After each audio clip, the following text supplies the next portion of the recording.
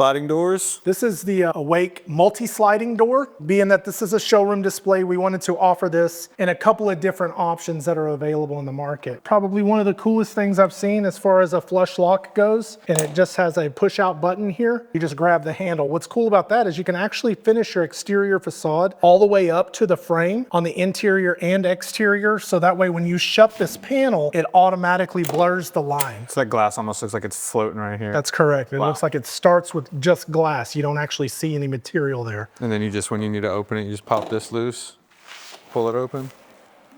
Sweet.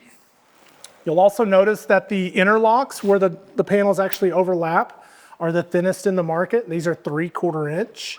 And there again, if we had an extremely tall door, then if we needed to, we can make that interlock be deeper. So currently it's 4.5. It can go to a 6-inch deep in order to increase structural integrity of the product. Roughly how big will they go with their panels? Standard glass layout is 8 by 12. So about 94 by 142, something like that by the time we get to an edge delete. But they also partner with companies. West Coast Glass would be the glass that they can do. And West Coast, their maximum is 130 by 300.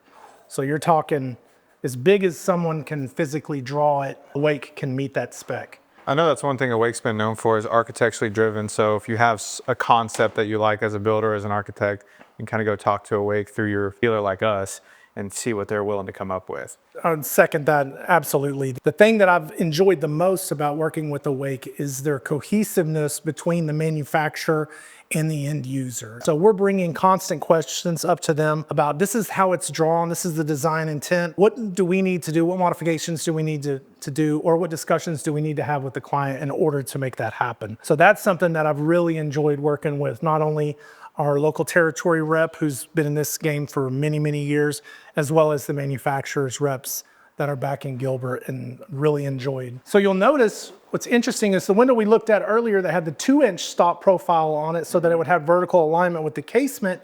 This is just your standard layup right here. So this is your 1-inch frame profile. Your glass is on the exterior plane. Here, what we did is we did a 2-inch bottom rather than a 3-inch bottom because we were lining it up with this adjacent sliding door. So that just kind of shows you the customization that Awake is available to do. I know one thing I get a lot is sill options. What sill options does Awake have when it comes to sliding doors and multi-slide doors? Yeah, so that's a great question. So here's your standard sill. This is 3/4 inch, so this will die right into your tile. So if you had tile on one side and an exterior flooring or what have you, that will get you a full flush transition.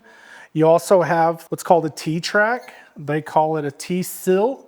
And therefore, that's not unlike many other manufacturers. You can actually die the flooring up to each side where all that's remaining is just placed where the rail is. So if you have like a patio that you're going to do a tile overlay on and then you have interior flooring, you can do that from both sides? Absolutely. Okay. Yeah. No water rating on these types of sills, so just want to be very mindful of porches, overhangs, orientation, and things like that. But certainly you can accomplish a flush transition. It also has a billet knocked out right here to put in capillary tubes. Knowing that it's going to take on water, what do we do with the water once it's taken on? Then we have to manage it, the name of the game, keep the water to the outside. So we can drill in some pilot holes and put in capillary tubes that will help to drain to exterior areas. The game changer that Awake really brings to the market that's unlike anything in America and most like things in Europe is the T-bar. Think about this whenever a client draws a very large transom over a set of doors. And what happens most often is we have to go and get those vertically aligned. In addition to that, the mole configuration where 2 independent windows are coming together over the top of a door are going to have wider sight lines than the door that's over the top of it. While it's accepted in the market, it's not architecturally correct or doesn't really meet the intent of the architect. The T-bar is the response to that. And so in this case, this is 3/4 inches, but a T-bar is available in 1 3/8 inches. So hypothetically, we could take this interlock here. This is a 1 3/8 inch interlock. We can manufacture this door with the 1 3/8 here, manufacture a window that's directly above it with the 1 3/8. And everything is all in line and blurring the interior from the exterior. It's kind of what they're known for. Not only that, this is also installed like a curtain wall is with a pressure plate. The pressure plate gets removed Frame gets set open with no glass in it, so it's easier to manipulate in the openings, because you got to think about some of these openings assembled are into the multi-thousands of pounds. In addition to just getting them onto the trailer, making sure everybody's safe. So they will set these frames, they will pre-pilot everything, cut all of the weather strip and everything to fit, dry assemble it, and then they will break it down and ship it to us. So when we get it, there's a full template. It's like putting together a puzzle, and we will set all of this open, and then we will pull the pressure plates, set the glass to the pressure plate, put the plate back on, and then the covers just get snapped on or slid on, and then that way you don't see any exposure.